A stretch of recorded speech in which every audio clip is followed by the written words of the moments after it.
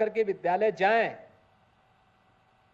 दांतून करके विद्यालय जाएं, अभी बताना पड़ेगा।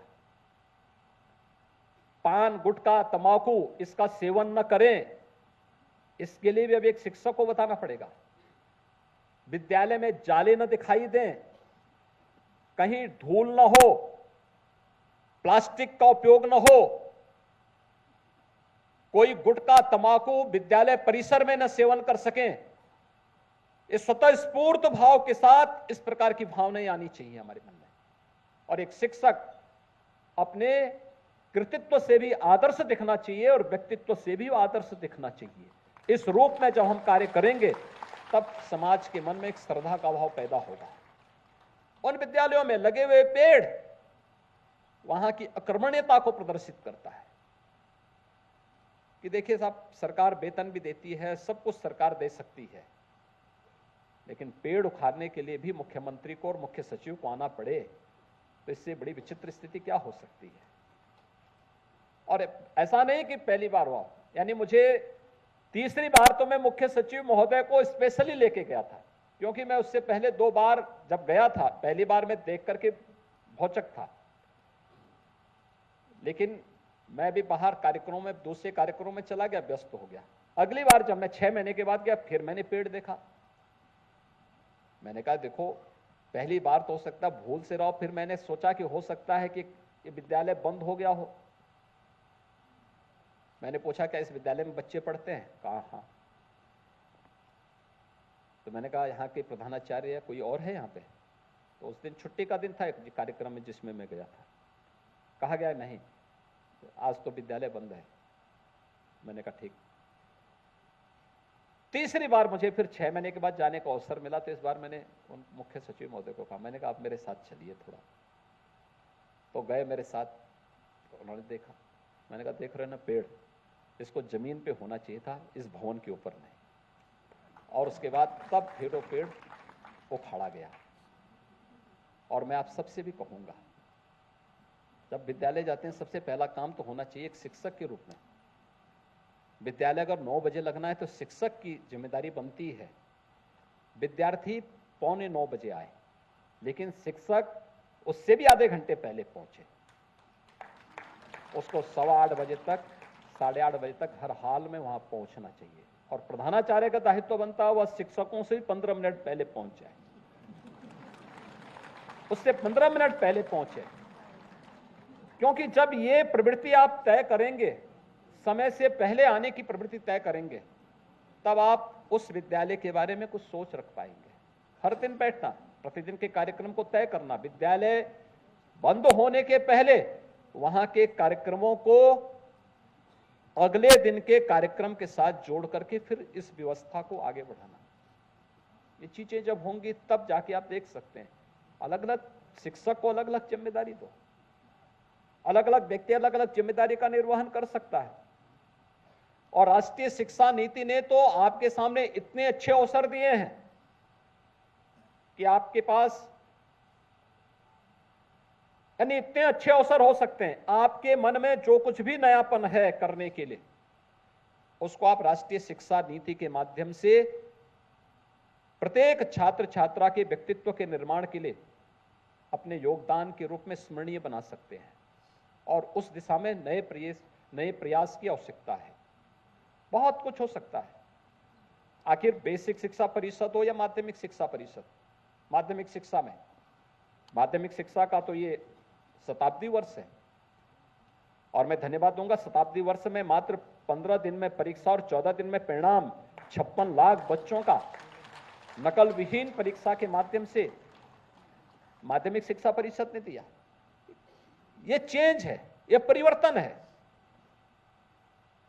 ये परिवर्तन हर स्तर पर दिखना चाहिए। और स्किल डेवलपमेंट के कार्यक्रमों को जोड़ना, स्किल डेवलपमेंट के लिए आपसे ये अपेक्षा नहीं हो सकती कि बेसिक शिक्षा परिषद के विद्यालयों में हम अलग अलग उसके साथ जोड़ें, लेकिन छोटे छोटे कार्यों के साथ हम बच्चों के मन में एक रुचि जागृत कर सकते हैं। मॉडल बनाना, मिट्टी के ही मॉडल बनते हैं।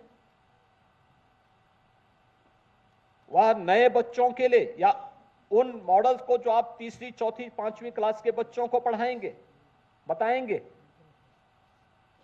आम कैसे बनता है, आम में कैसा कलर होना चाहिए।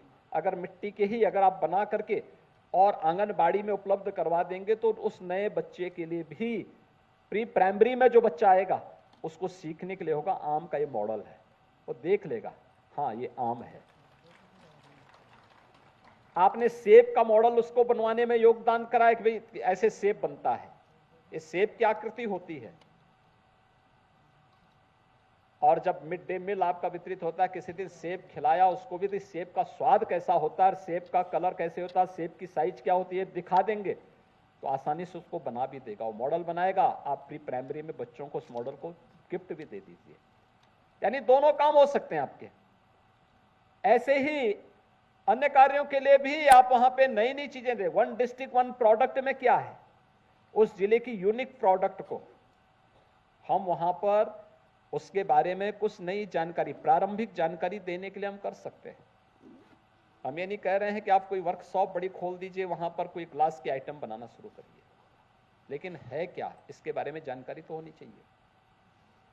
मॉर्निंग असेंबली होते होगी, बच्चों को बताइए पहले नियमित रूप से दांतून करते हैं कि नहीं करते हैं, स्नान करते हैं कि नहीं करते हैं, कपड़े साफ सुथरे होने चाहिए। इन सब की जानकारी देने के बाद असेंबली के कार्यक्रम को वहां संपन्न करने के बाद फिर कुछ जनरल नॉलेज की बातों को भी अगर बच्चों को आप बताइए कि देश की राजधानी कहां है, बच्चे को जानकारी होनी चाहिए। प्रदेश की राजधानी कहां है, लोगों को जानकारी होनी चाहिए। मैं तो बहुत भौचक था। मेरे पास एक बहुत उच्च शिक्षण संस्थान से जुड़े हुए एक सज्जन आए, मैंने उनसे पूछा भी कैसे चल रहा है, उन्होंने कहा बहुत अच्छा चल रहा है। मैंने कहा आप बड़े हो गए हैं, क्या बच्चों से कभी इंटरेक्शन भी होता है? उन्होंने कहा होता है, एक बार मैंने किया था। मैंने कहा क्या किया था? कहा कि मैंने उनसे पूछा कि वे श्रीमती इंदिरा गांधी कौन है, तो उन्होंने, बच्चे मेरे सामने आके कह रहे थे, कहते हैं कि साहब ये महात्मा गांधी की पौत्री है। मैं बहुत चकता। मैंने कहा आपने कुछ बताया नहीं उन बच्चों को? मैंने कहा स्पेशल क्लास लीजिए उनका।